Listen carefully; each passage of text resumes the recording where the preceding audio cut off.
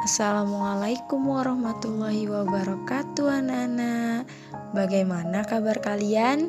Masih semangat belajar kan? Sekarang kita akan membahas tema 7 kepemimpinan, subtema 2 pemimpin idolaku pembelajaran 1. Muatan PPKN KD 3.1 dan 4.1. Apakah kamu memiliki seorang pemimpin idola? Siapa pemimpin idolamu? Apa yang telah diperbuatnya sehingga ia dijadikan pemimpin idolamu? Banyak tokoh-tokoh pemimpin yang ada di sekitarmu. Antara lain, yang pertama yaitu presiden, kepala desa, kepala sekolah, dan ayah. Presiden adalah nama jabatan yang digunakan untuk pimpinan suatu organisasi atau negara. Presiden merupakan salah satu tokoh pemimpin yang berperan penting dalam negara. Kepala desa adalah pejabat pemerintah desa yang mempunyai wewenang, tugas, dan kewajiban di desanya dan melaksanakan tugas dari pemerintah dan pemerintah daerah. Kepala sekolah adalah jabatan seorang guru yang diberikan tugas tambahan untuk memimpin suatu sekolah dan bertanggung jawab atas seluruh kegiatan sekolah. Ayah adalah kepala keluarga yang bertanggung jawab di dalam keluarga. Anak-anak, kamu sudah belajar tentang kepemimpinan dan nilai-nilai yang harus dimiliki. Di sekitar kita banyak pemimpin yang baik dan kita mengidolakannya. Apakah kamu memiliki seorang pemimpin idola? Siapakah dia? Mengapa kamu mengidolakannya? Tulislah pemimpin idolamu dan nilai-nilai kepemimpinan yang mencerminkan pengalaman nilai-nilai persatuan dan kesatuan. Jangan lupa menuliskan contoh kegiatan yang telah dilakukannya. Contohnya seperti berikut. Pemimpin idolaku adalah ayahku sendiri. Ayahku orangnya lucu, tegas tapi penyayang. Aku dan adikku hanya boleh bermain HP di hari Minggu saja, kecuali untuk keperluan belajar daring. Awalnya aku tidak suka dengan aturan ini, tapi ayahku menjelaskan alasannya dan aku memahami mengapa ayah membuat aturan itu. Anak-anak, tulislah nilai-nilai kepemimpinan pemimpin idolamu dalam bagan seperti ini. Contohnya, pemimpin idola, nilai keagamaan, nilai kepribadian, nilai sosial. Nilai keagamaan, bersyukur, rajin ibadah, berdoa. Nilai kepribadian atau sikap, tegas, bijaksana, kreatif. Nilai sosial, ramah, menghargai orang, suka menolong. Kita mengidolakan seorang pemimpin karena kita tahu mereka bekerja untuk kepentingan rakyatnya. Ayo belajar dari salah satu pemimpin yang patut kita teladani melalui bacaan berikut. Pamanku lurah idola. Ini cerita tentang pamanku, Badi namanya. Ia seorang lurah di desanya.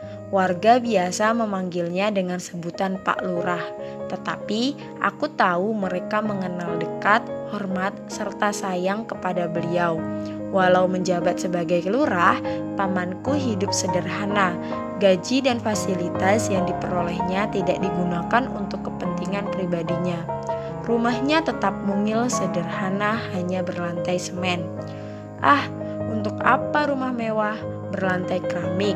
Yang penting bersih dan nyaman saja.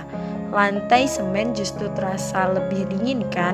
Ujarnya ketika aku mengomentari rumahnya. Ternyata dari cerita Bibi aku tahu paman menyisihkan gajinya justru untuk meningkatkan kesejahteraan warganya. Dibangunnya balai belajar sederhana untuk tempat warga belajar membaca. Paman ingin warganya maju. Ia ingin warganya melek informasi. Membaca merupakan salah satu cara untuk membuka pintu informasi. Bergantian dengan Bibi, di sore hari, Paman mengajar membaca di balai belajar.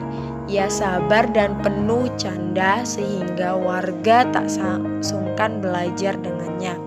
Kadang warga seperti lupa bahwa sang guru adalah lurah, pejabat pemerintahan desa. Paman sedikit demi sedikit juga menyediakan berbagai buku di balai belajar. Berbagai buku disediakan, seperti buku bercocok tanam, pemeliharaan hewan, atau buku pengetahuan umum tersedia di sana. Ia selalu menyisihkan sebagian gajinya untuk membeli buku di pasar buku bekas. Bukan hanya memikirkan kesejahteraan warganya, pamanku juga selalu bermusyawarah dengan warga sebelum menentukan kebijakan. Aku ingat pernah sekali waktu sekelompok investor datang menemui paman. Mereka ingin membangun toko swalayan di desa. Sebagai lurah, paman dapat saja langsung menyetujui, tetapi paman justru mengumpulkan warga untuk berdiskusi. Dikemukakannya dampak positif dan negatif jika ada toko swalayan di desa mereka. Sebagian besar warga tidak setuju karena khawatir akan mengalahkan usaha kecil warga. Warung dan pasar tradisional akan tersaingi. Tanpa ragu, paman pun menolak rencana pembangunan toko swalayan tersebut. Aku yakin banyak warga yang ingin dipimpin oleh lurah seperti Pak Badi, pamanku, seorang pemimpin yang memilih untuk tidak menjulang tinggi di tengah kesederhanaan warganya, seorang pemimpin yang memilih untuk berjuang maju bersama warganya. Dari teks bacaan tadi dapat disimpulkan bahwa tugas seorang pemimpin adalah seorang pemimpin mewakili kewajiban dan tanggung jawab untuk mempersatukan seluruh anggotanya. Tugas tersebut merupakan penerapan sila ketiga Pancasila karena nilai persatuan merupakan nilai pokok dalam Pancasila sila ketiga, yaitu persatuan Indonesia. Anak-anak, berikut makna dan nilai-nilai sila ketiga Pancasila. Yang pertama, menempatkan kepentingan, keselamatan, persatuan, dan kesatuan bangsa di atas kepentingan pribadi dan golongan. Kedua, mempunyai rasa cinta kepada tanah air, bangsa, serta negara dengan cara rela berkorban demi kepentingan bangsa. Ketiga, menghormati berbagai keanekaragaman yang dimiliki oleh bangsa Indonesia. Selanjutnya, contoh pengalaman nilai persatuan Indonesia di sekolah. Yang pertama, piket kelas. Manfaatnya kelas menjadi bersih dan nyaman. Kedua, mengerjakan tugas kelompok. Manfaatnya, tugas cepat selesai. Ketiga, upacara bendera. Manfaatnya, bertambahnya rasa cinta tanah air. Keempat, menghormati teman meskipun berbeda suku dan agama.